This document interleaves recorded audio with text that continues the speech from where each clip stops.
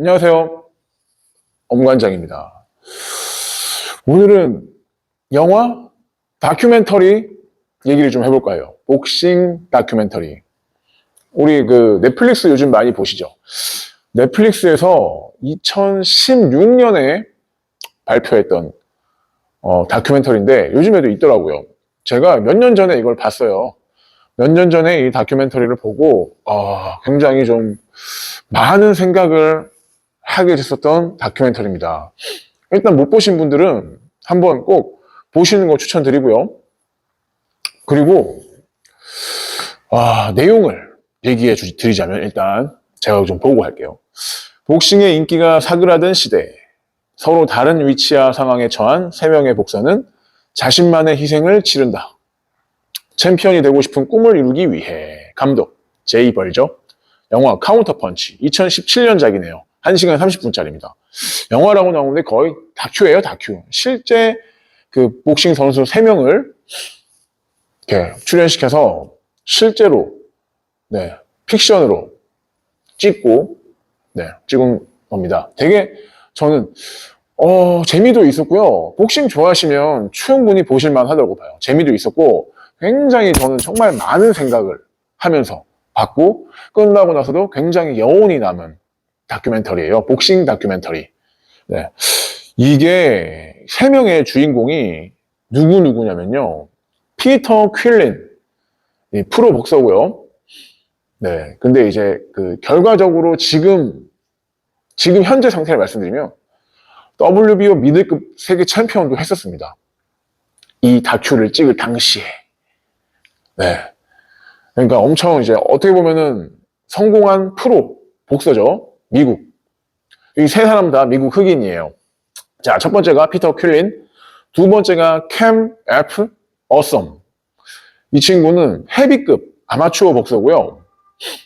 굉장히 좀 이렇게 유머 감각이 있는 캐릭터로 묘사가 되는데 이 친구는 이 다큐를 찍을 당시에 나이가 이제 26, 7인가 그런데 프로로 전향하지 않고 아마추어 국가대표가 되고 아마추어 국가대표로 나가서 미국 국가대표로 나가서 금메달을 따는 것을 거의 어떤 목표로 삼고 운동을 하는 헤비급 아마추어 복서입니다. 그리고 마지막 한 명, 크리스 콜버트, 떠오르는 젊은 복서. 이 다큐에서는 그의 성장 과정을 다루는데 이 친구는 아마추어에서 굉장히 그러니까 어린 친구예요. 이때 뭐 16세, 17세 이랬던 것 같습니다. 굉장히 어린 친구인데 아마추어에서 굉장히 두각을 나타내고 있는 친구인데 이 친구가 이제 뭐 아마추어에서의 그 목표는 결국 이 다큐에서 이렇게 처음에 좀 얘기하는 것도 이제 아마추어 복서들은 아마추어에서 어떤 올림픽에 나가고 성적을 내고 그런 금메달을 따고 그런 것을 목표로 하는 복서들은 정말 점점 줄어들고 있다. 모든 사람들이 돈과 명예, 돈을 쫓아서 프로로 데뷔해서 프로로 성공하길 꿈꾼다. 라는 어떤 얘기를 하면서 시작을 하는데 그럼에도 불구하고 이 캠 F 어썸이라는 이 친구는 헤비급 친구는 프로로 전향하지 않고 계속 아마추어 국가대표만을 노리고 운동을 하는 상황입니다. 여기서. 자, 제가, 어차피 보시면 되니까 제가 이렇게 결론적으로 제가 느끼고 생각했던 것들을 좀 말씀을 드리면, 일단 첫 번째. 피터 퀼린이라는 친구, 이 친구 얘기부터 해볼게요. WBO 미들급 세계 챔피언이 됐다가, 1차 방어전이 보통 지명 방어전이에요. 그러니까 이제 자기가 선수를 골라서 방어전을 하는 게 아니라 협회에서 지정해주는 선수와 방어전을 해야 됩니다. 1차 방어전이. 굉장히 버거운 방어전이 1차 방어전이죠. 근데 1차 방어전에서 이 피터 퀼린 WBO 미들급 세계 챔피언이 됐는데 이 친구의 프로모터가 굉장히 유명한 프로모터죠. 능력 있는 프로모터. 알 헤이먼이라는 프로모터인데 아시는 분들은 다 아실 겁니다. 이 알 헤이먼이 첫 번째 이제 방어전에서 지명 방어로 이렇게 붙어야 할 상대가 알 헤이먼이 보기에는 이 피터 퀼린이 한테 굉장히 복싱이 약간 상대성이 있잖아요. 근데 이제 상대적으로 굉장히 불리한 선수라고 생각을 했나 봐요. 알 헤이먼 사단 쪽에서. 그 프로모터 혼자만 그렇게 생각하진 않았겠죠. 그 프로모터 주변에 어떤 그 브레인들이 우리 이 피터 켈리는 미들급 세계 챔피언이 됐지만 1차 지명 방어해야 되는 이 상대방 선수랑 상성이 나쁘다라고 판단을 했던 것 같습니다. 그래서 이 피터 켈런한테 야, 너 이때까지 피터 켈런이 무패 세계 챔피언이었거든요. 그러니까 이 대중이나 이 프로모터나 이 무패라는 타이틀을 굉장히 중요하게 생각해요. 제가 예전에 그 프로복싱의 현실 같은 거 얘기해주면서 무패 선수를 키우기 위해서 프로모터에서 굉장히 투자를 많이 하고 돈을 굉장히 많이 쓴다고 하지 않았습니까? 떡밥 매치라고 하죠. 그 떡밥 매치들로 계속 무패 선수들을 키우고 어떤 타이틀 매치에서 모험을 딱 시켜요. 그래서 그 모험을 이겨낸 선수는 세계 챔피언, 더 높은 자리로 올라가서 정말 무패 챔피언이 되겠죠. 이 피터 켈러는 그 세계 타이틀전을 이기고 미들급, WBO 미들급 세계 챔피언이 됐지만 1차 방어전에서 붙어야 할 상대가 상성이 안 좋았다고 생각했는지 알 헤이먼이 타이틀을 반납하고 잠깐 쉬자고 합니다. 이게 납득이 가나요?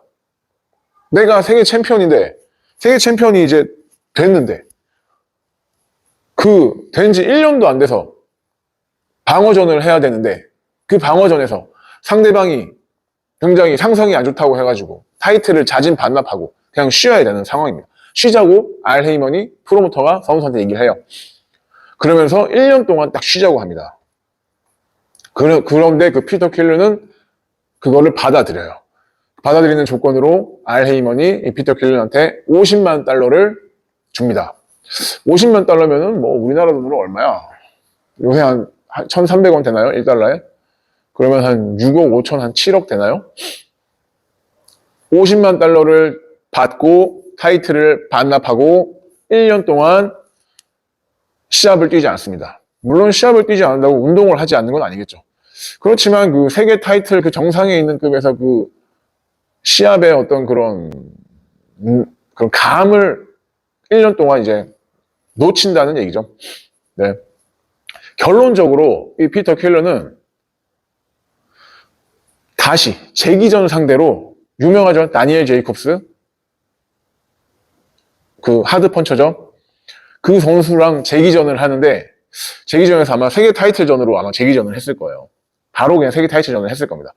거기서 KO로 1라운드인가 초반에 KO로 지게 됩니다. 져버려요. 그렇게 질 거면 차라리 세계 타이틀전, 물론 결과론적인 얘기죠. 그 WBO 미들급 타이틀을 가지고 있다가 차라리 1차 방어전에서 그냥 져버리는 게 더 낫지. 괜히 그거 내버려두고 놔버리는 바람에 시합도 못하고 1년 동안. 그리고 첫 경기에서 다니엘 제이콥스한테 1라운드인가 초반에 KO로 져버립니다. 네. 1라운드 맞네요. 1라운드 TKO. 그리고 나서 이제 2년 동안 거의 쉬었대요. 그 다큐에서는 딱 다니엘 제이콥스한테, 넷플릭스 다큐에서는 다니엘 제이콥스한테 딱 진 것까지만 이 선수 피터 켈린에 대한 얘기는 거기서 끝이 납니다. 네. 그리고 이제 제가 찾아보니까 2년 동안 쉬었었고, 이제 2년 뒤에 복귀해서 2연승을 하지만 또 졌어요. 세 번째 경기에서 또 져서 그 이후로 이제 거의 은퇴를 한 상태라고 합니다. 지금. 너무 아깝죠?